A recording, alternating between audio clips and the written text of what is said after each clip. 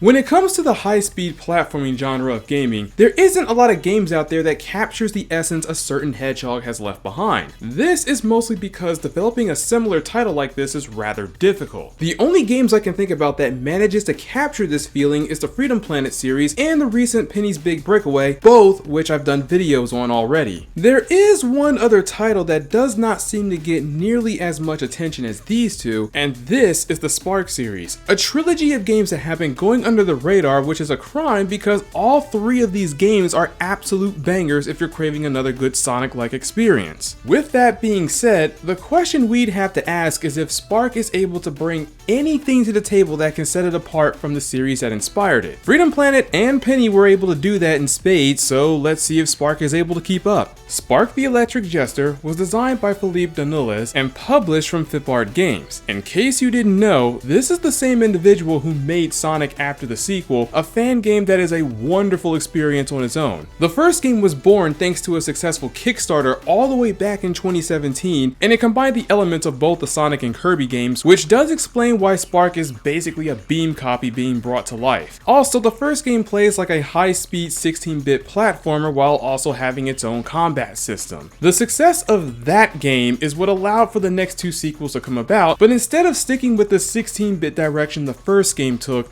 both the second and the third game, which is the one we'll be focusing on, took the adventure approach with their gameplay, providing the player with the experience that came straight out of the Dreamcast era. The visuals this game goes for supports this even further, as its appearance closely resembles the same visual style Sonic Adventure 2 uses with a slightly cel-shaded look. When you begin, the game throws you right into the first stage and wastes no time getting you in the middle of the action, providing you with a brief yet simple rundown of the game's controls. It's not until you get further into the game that's when you'll be given a full scope of Spark's abilities and how the overall game is going to play. Also, don't worry if you hadn't played the first two games prior to this one. When you clear the first stage, Spark will give you a recap of what's happened so far, getting you caught up to speed so you aren't missing a beat. I'm not going to get too far into the story side of things since this game's plot should be something you need to experience for yourselves, especially once you've arrived at the game's ending where everything is revealed to you. But all you need to know for now is that Spark is on a mission to stop the FARC Force. Everything in his world has become militarized and ran with the tightest level of security to the point where the civilians may as well be caged birds. And the FARC Force claims they are doing this because they're trying to stop a being known as Clarity. The straw that broke the camel's back and what drove Spark to stop this adversary is due to the internet being permanently shut down, thus blocking Spark from accessing his paycheck and not wanting to wait 10 years in the bank because everybody else is experiencing the same problem. Honestly, I can't even blame him. Shutting down the internet is one thing, but getting in the way of claiming your own bread is an issue that is definitely worth fighting for. The story on the surface sounds like what you can expect from a Sonic-inspired game, but it does get a little darker in some areas, specifically when you are covering the backstories of the characters you will meet later on down the road. Like I said earlier, I'm going to spare you the details and all of that because I feel like it's best if you experienced it for yourselves.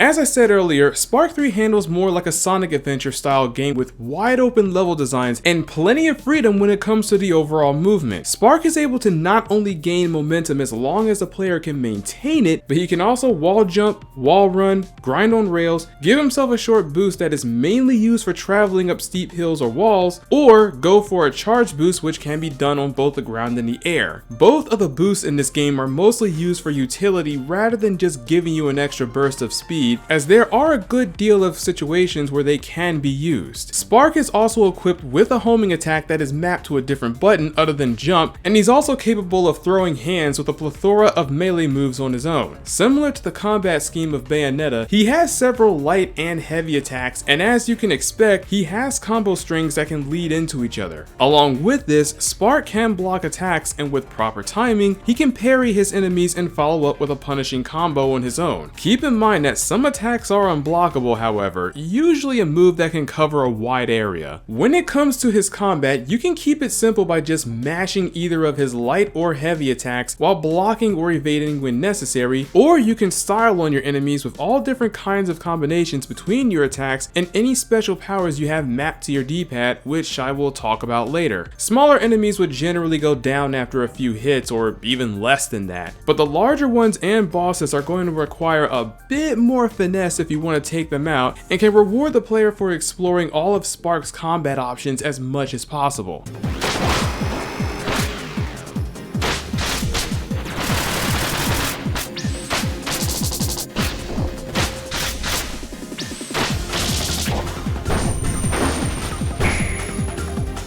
But a majority of you aren't here to play Jester's May Cry. I'm sure you're mainly here for the speed aspect of the game, which is what Sonic-like titles by nature will mainly sell you on. And let me say this, Spark 3 manages to nail that to a T, and I dare say it's even better than the more recent Sonic titles as of late. Just like in the games that inspire it, the physics engine gives you an accurate sense of weight for these characters. When you're traveling down a slope, it won't take long for Spark to pick up speed. When he's running up a hill, he'll naturally slow down, so you may feel inclined to use a short or charged boost to keep him going. Furthermore, Spark can reach his maximum speed if you run in the same direction for a couple of seconds without interruption. And when Spark hits his top speed, you can immerse yourself in the overall movement due to a number of factors. Your speed directly influences how Spark can jump, how well he can wall run, and you can even reach newer pathways as long as that speed is maintained. It also helps that all of the stages Spark is traveling on are designed to complement the heavy speed gains you'll be experiencing throughout the game, because each stage is designed with this core mechanic in mind. Due to the fact that Spark doesn't lose any momentum when he jumps, this makes the overall movement feel very satisfying, especially when you manage to stay on the move the entire time while everything around you becomes a blur. But the real kicker in all of this is that the game has absolutely zero automation. For those of you who are unaware, automation is a very common thing that happens in just about every Sonic game, even as early as the Genesis titles. Ever had those moments when you're blasting through a stage and for some reason it can feel like the control is taken away from you? Yeah, that's when the automation is active. This usually happens when you're running through a series of loops or traveling along a crazy pathway with different camera angles and shots just to make you feel cool while doing it. And if you were to try and stop or run through these automated sequences in a slower pace, the game will just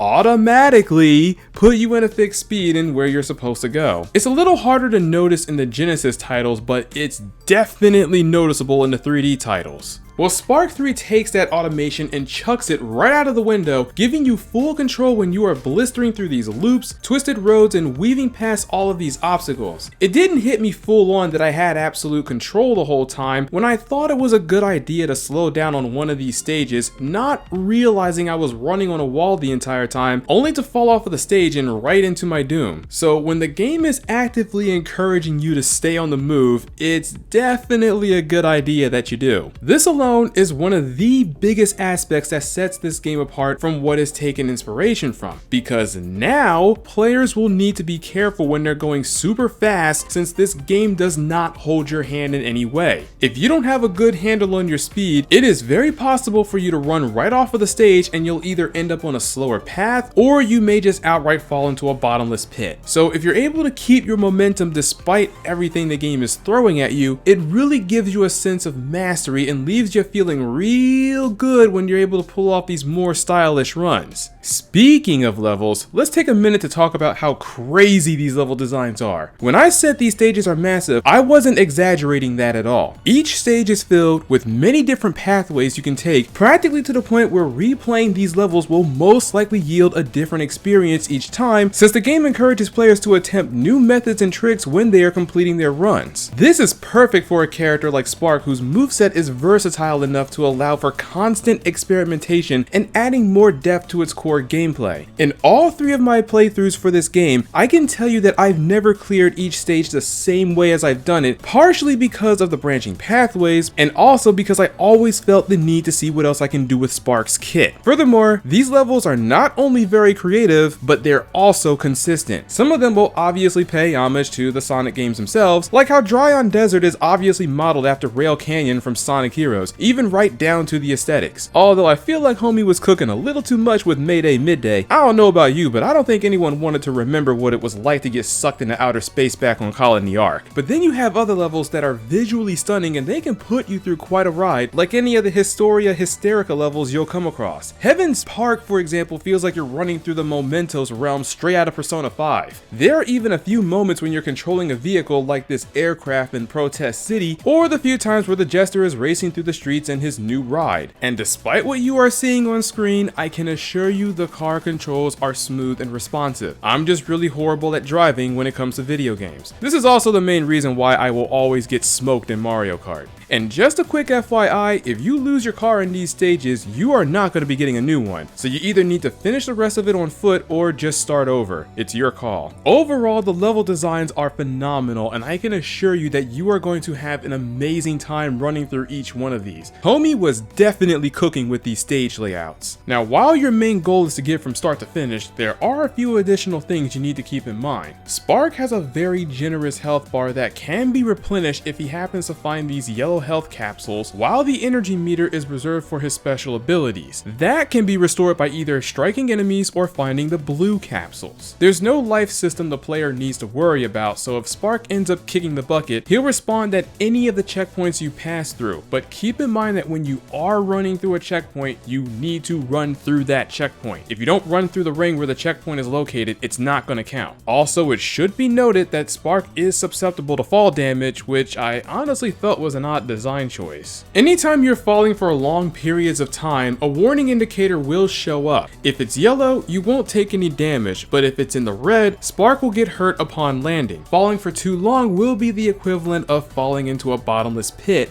but you can stall your landing if you're able to time your double jump and the charge boost that I've mentioned earlier. Once you've reached the end of these stages, you will be rewarded with a few medals based on a number of factors. In order to unlock new stages, the game does require you to unlock medals, and don't worry, this is not as egregious as the Sun and Moon coins from Unleashed. All you need to do is clear the stages and the freedom medals are yours. You can also collect these optional medals by completing the stages quickly enough, reaching the high score by defeating enemies, destroying objects, and collecting plenty of bits, or going out of your way to find exploration medals, which is exactly what it sounds like. Searching the stage from top to bottom to find special medals that are hidden in each one. You can tell what kind of medals these stages have to offer just by viewing them on the world map. Clearing a main stage will also unlock several mini stages and provide opportunities to gain more medals. You can arguably see them as an Act 2 or 3, but done in a similar method to Sonic Colors, as these stages tend to be shorter and have different objectives entirely. Some of them require you to just reach the goal in a certain amount of time, while others will have you going on an all-out rampage by destroying enemies and objects to build up that score meter. The game will provide you with different challenges each time you visit these extra stages, and in some way, they can expand on the main stage you've just completed. Spark 3 wanted to provide you with a lot of content that is actually fun and not just mindless busy work. Spark 3's difficulty is pretty easy in the beginning, but the difficulty will scale as you go further ahead. By the time you reach the late game, Spark 3 will put all of your abilities to the test, but if you take the time to complete all of the main and sub stages while honing your skills, you should be fine by then. While you are on the world map, you can also visit the shop and purchase upgrades that can expand on Spark's moveset, buy items that you can equip on the D-pad, or even play as different characters, which replaces the hat and the weapon system that was present in the first two games. As for the boss battles, they feel more like actual fights rather than just sitting around and waiting for your turn to strike back. You can either wait until the boss stops attacking, or you can create these openings yourself by making use of the parry system and punishing these bosses with your best combo. How long these fights will last depends entirely on your own skill level and your style of play, offering more freedom on how players want to tackle these fights. But even as your skills improve, you always want to stay on your toes, as these bosses can punish you if they are given the chance. Arguably, the fight against Double is the hardest one in the game, mainly because he swings at you without pause as if he's some kind of berserker. He's not as crazy as the data fights in Kingdom Hearts 2 and 3, but he will very likely turn you into scrap metal a few times before you actually beat him. While I enjoyed every boss fight in the game, I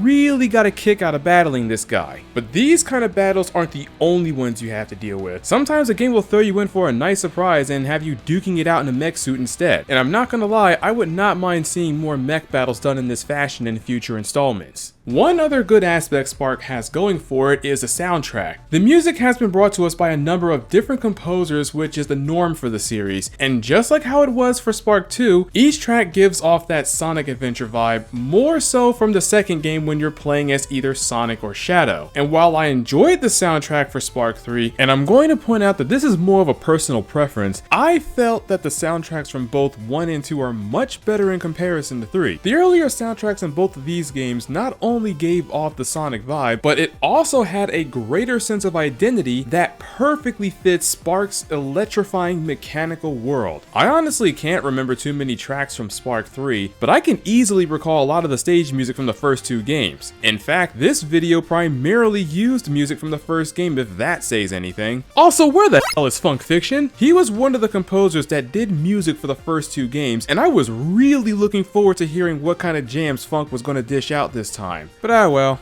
what can you do? All in all, if you didn't have the chance to play this game up to this point and really need to sink your teeth into an adventure-style Sonic game that captures the essence of these titles, I highly suggest you give this one a go, as you're really missing out on the hidden gem right here. Unfortunately, as of the making of this video, the only platform this game is available for is on PC. But there was an announcement trailer that did drop not too long ago, informing everyone that the game is going to be hitting the Switch at some point. So Switch owners will be able to play this game eventually. But for now, that is all I have for today, everyone. If you like what you saw, feel free to hit me with that siggity sub, like it if you dig it, and I hope I get to see you in the next one. Later!